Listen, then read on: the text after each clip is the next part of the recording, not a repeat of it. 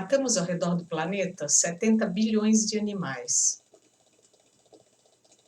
Isto dá uma média de 10 animais per capita, mesmo para aquelas pessoas cuja dieta não inclui os produtos derivados dos animais como o eixo central do seu prato. Mais ou menos o equivalente à metade dos 7 bilhões de humanos não seguem a dieta padrão a qual nós fomos acostumados. No Brasil, a matança é ainda maior. Nós somos apenas 200 milhões de humanos, mas nós matamos todos os anos 6 bilhões de animais. No mundo e no Brasil, a justificativa ou pretexto para tal matança é a de que precisamos das proteínas que estão presentes nas carnes, nos leites e nos ovos. E o mais grave é dizer que estas proteínas não existem fora dos alimentos animalizados. Então, o que se fez foi cultivar, e hoje isso atinge, em certos casos, até 90% do cultivo, como é o caso da soja nos Estados Unidos. Então, fizemos isto, cultivar grãos, cereais e plantas nesta quantidade para sustentar 70 bilhões de animais, enquanto acreditamos que nós, 7 bilhões de humanos, não teríamos condições de produzir proteína suficiente para nos alimentar e, por isso, precisamos usar o corpo dos animais como intermediário para fazer a síntese dos aminoácidos que formam a famosa e famigerada cadeia proteica. Tanto não é verdade que nós não temos proteínas a não ser comendo os animais, ou as secreções que tiramos do corpo delas, que mais de 70% de toda a proteína colhida na forma de grãos, cereais e outras plantas é dado aos animais sem que retorne nas carnes, nos leites e nos ovos o investimento feito neles. Vou dar alguns exemplos. De cada 100 gramas de proteína que os bois ou vacas destinados ao corte e a transformar suas carnes em bifes ingerem, em suas carnes, apenas 4 gramas é devolvida.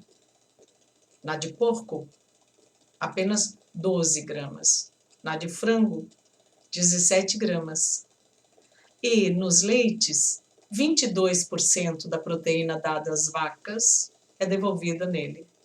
Enquanto nos ovos, 23% retornam.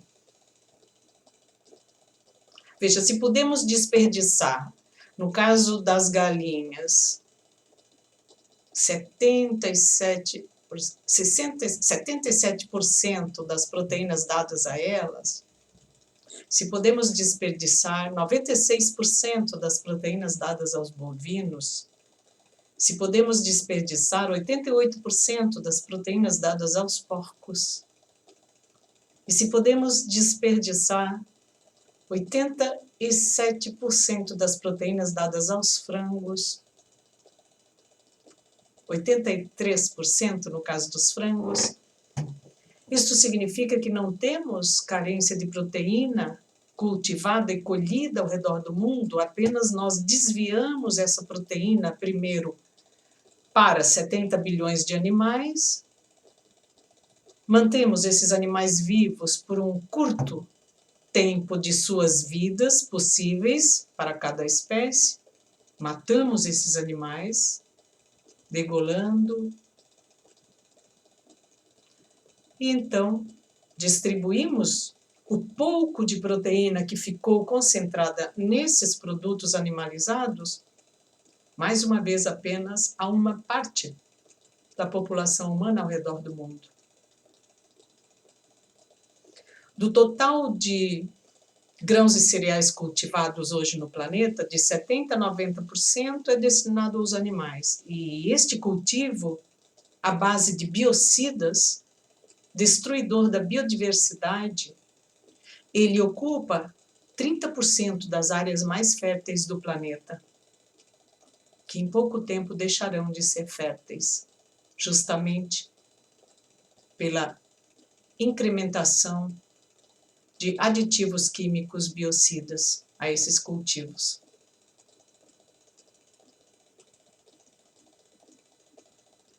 A razão pela qual cultivamos tanto grãos, cereais e plantas e matamos tantos animais é esse pretexto de que sem as proteínas deles nós não sobreviveríamos. Nosso corpo, entretanto, depois de adultos, requer apenas 8 aminoácidos essenciais para poder formar a cadeia completa proteica. O corpo das crianças ainda precisa de 10 aminoácidos essenciais, o que significa que esses aminoácidos o corpo não sintetiza, ele não produz. A gente precisa comer, receber dos alimentos. E quando comemos carne, encontramos proteína, a cadeia proteica formada na carne. Quando comemos queijo, encontramos a cadeia proteica formada nos queijos. Quando comemos ovos, encontramos a cadeia proteica formada nos ovos. Nunca nos perguntamos como é que o corpo dos animais é tão sábio, tão bem feito, tão perfeito para formar a cadeia proteica dos 20 aminoácidos e o nosso corpo é tão insensato, tão atrofiado e tão deficiente, tão incapaz desta metabolização. Nós não nos perguntamos, porque nos fizeram crer, e eu pertenço à geração enganada, que proteína é algo que só existe numa cadeia composta completa se ingerirmos alguma coisa vinda dos animais. De onde veio esse mito da proteína? Em 1912, os cientistas fizeram o primeiro experimento com alimentação à base de proteínas em ratos. A partir dos resultados dos ratos, a medicina passou a transpor para os humanos a propaganda das proteínas animalizadas. A pesquisa foi feita do seguinte modo: 2 grupos de ratos receberam alimentação diferente. Um grupo recebeu alimentação baseada em animais, carnes e laticínios. Outro grupo recebeu alimentação estritamente vegetal, o que hoje chamaríamos de uma dieta vegana. O grupo que recebeu alimentos animalizados cresceu de forma mais rápida no tempo normal de crescimento para um rato, que é de 6 meses, do que o grupo que recebeu a dieta vegana, que cresceu normalmente no tempo de crescimento normal dos ratos, que é de 6 meses. Depois que eles viram os ratos inchando rapidamente com a dieta baseada em laticínios e carnes, eles aproveitaram para dizer que as proteínas animais são tipo A, enquanto as proteínas vegetais, que não aceleraram o crescimento dos ratos no tempo normal do crescimento deles, foram desclassificadas e colocadas no segundo lugar do pódio das proteínas. E desde então, muita proteína animal foi ingerida pelos humanos, à custa da vida, da dor, do sofrimento e da morte dos animais não humanos. Com o cálcio, dá-se o mesmo. A grande propaganda medicinal do leite e dos laticínios hoje está fundada na tese de que nós precisamos do cálcio animalizado, isso é, o cálcio que passou pelo corpo do animal e então chegaria pleno de sua potencialidade para ser absorvido e fixado em nossos ossos, em nossos dentes, e ajudaria as células do nosso sistema nervoso central a funcionarem e a todas as outras células do corpo que necessitam do cálcio.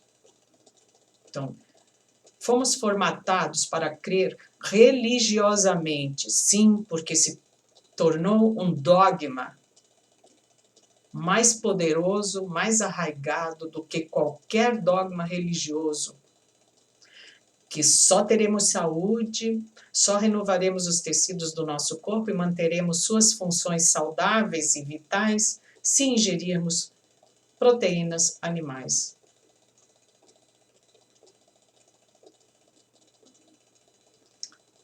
Nas escolas e nas universidades, jamais aprendemos a reconhecer o processo pelo qual proteínas e cálcio estão presentes nesses alimentos. Ninguém conta para as crianças como é que isso acontece. De que modo o cálcio chegou à vaca e saiu pelo seu leite?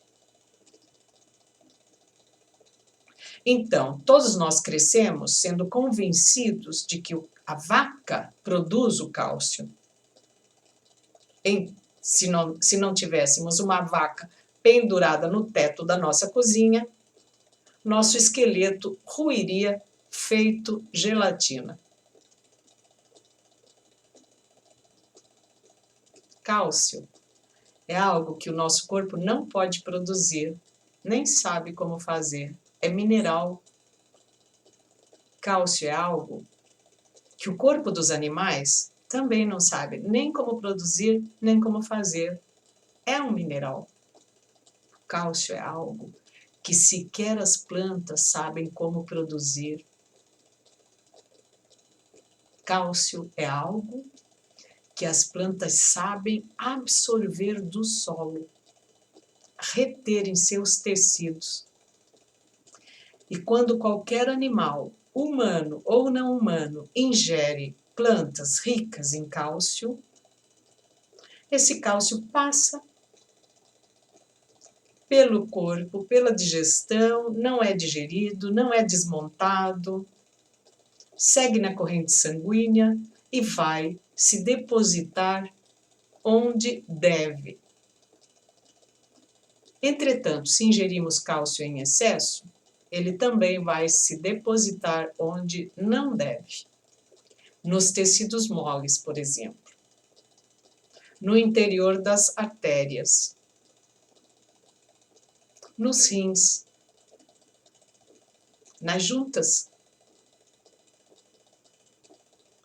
O cálcio de origem animal, no caso específico do leite das vacas, é um cálcio que apenas 25% do total ingerido pode ser absorvido em nosso corpo.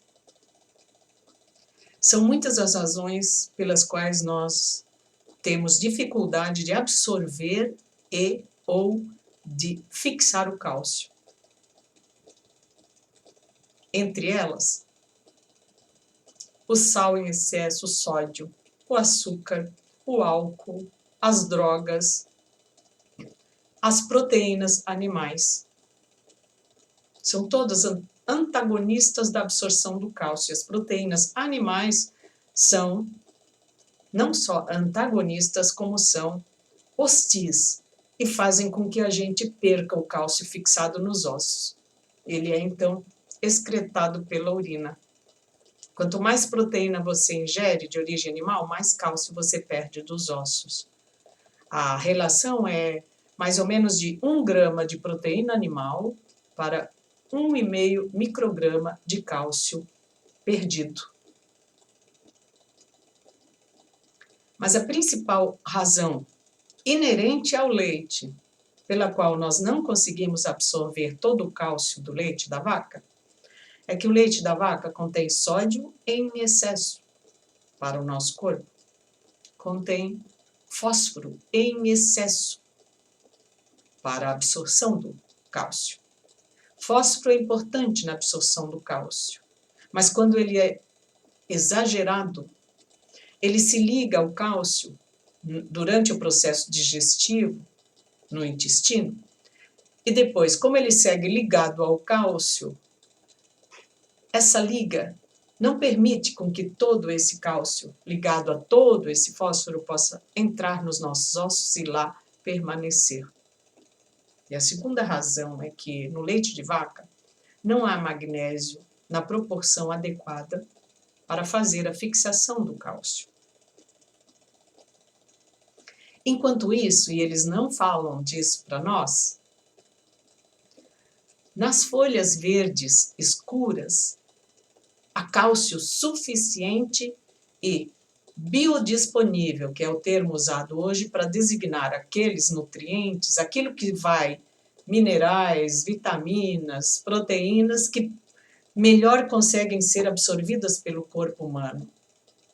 Então, no cálcio dos vegetais verdes escuros, ou dos feijões, ou de qualquer tipo de feijão, lentilha, grão-de-bico, amendoim, que são as leguminosas, ele é melhor absorvido porque a proporção entre sódio, fósforo, magnésio é a proporção ideal para essa absorção. Mas nada disso é ensinado na escola e muito menos nas universidades. Da próxima vez que for se servir preocupado em ingerir carne, ou queijo, ou ovos para obter as proteínas, manter seus níveis de proteínas e de cálcio em seu corpo, pense na chance que tem de tomar a decisão de tornar-se vegano, vegana, de tomar a decisão de ingerir apenas alimentos produzidos pelos vegetais. Alimentos que não foram forçados a passar pelo corpo dos animais, alimentos que não forçaram os animais a nascer sem que ninguém os quisesse vivos, alimentos que não mataram esses animais ainda bebês, como no caso dos frangos, ainda crianças muito pequenas, como no caso dos porcos, e meninos de 7 ou 8 anos, como no caso dos bezerros. Não dos vitelos, e sim dos bezerros usados para a produção de bifes. Os vitelos morrem, mais ou menos, na mesma idade de crianças de 2 a 3 anos de idade. Quando comparamos a longevidade humana à longevidade de cada uma dessas espécies animais. Para concluir, eu gostaria de dar uma notícia que também não é dada nas universidades, nem nos grandes meios de comunicação. Nos últimos 10 anos, a Associação dos Médicos Oncologistas dos Estados Unidos, a Associação dos Médicos Nutricionistas e Nutrólogos dos Estados Unidos, a Associação dos Médicos Cardiologistas dos Estados Unidos, o Comitê dos Médicos por uma Medicina Responsável e a Organização Mundial da Saúde reconheceram a dieta vegana, isto é, a dieta baseada estritamente em grãos, cereais, frutos, frutas, tubérculos, raízes, plantas, sem nenhuma molécula de origem animal, como uma dieta perfeitamente saudável em qualquer idade, bastando para isto as pessoas comerem com bom senso. E o bom senso, no caso da dieta vegetariana estrita ou a dieta vegana, é prestar atenção em todas as cores dos alimentos, variando ao máximo, pelo menos 5 cores no prato por dia. E prestar atenção na origem do alimento. E variar também estes 3 tipos de alimentos. Os que dão no alto das árvores e recebem os raios solares incidindo diretamente sobre sua matéria, frutos, frutas, os que dão nas baraceiras e também fazem a fotossíntese dos raios solares em todos os seus tons, do verde ao laranja, ao vermelho, ao amarelo, ao roxo. Os que dão em espigas e os que saem do solo. Para obter proteínas e cálcio, não precisamos matar 70 bilhões de animais por ano ao redor do mundo, nem os 6 bilhões de animais no Brasil. A decisão ética abolicionista é a decisão que garantirá a vida no planeta Terra no futuro. Isto quem diz não sou eu, quem o afirmou e assinou foram os consultores da ONU no relatório de março de 2010 sobre vida e sustentabilidade e o futuro do planeta Terra. Pense nisto. Nós não temos mais tempo para adiarmos a decisão ética abolicionista. Em menos de 3 décadas, não haverá mais floresta para ser derrubada e transformada em campos de cultivos biocidas. Em menos de 3 décadas, não haverá mais água para irrigar esses 70% a 90% da produção de grãos e cereais destinados à produção de carnes, leites e ovos. O futuro da vida está ameaçado pela dieta animalizada e por esta matança que ela exige. Os animais não são seres menos do que nós em sua capacidade de sentir prazer ou dor e ter emoções como os medos que temos. Nós não temos respeitado isso neles. É tempo de despertar, é tempo de respeitar. Namastê.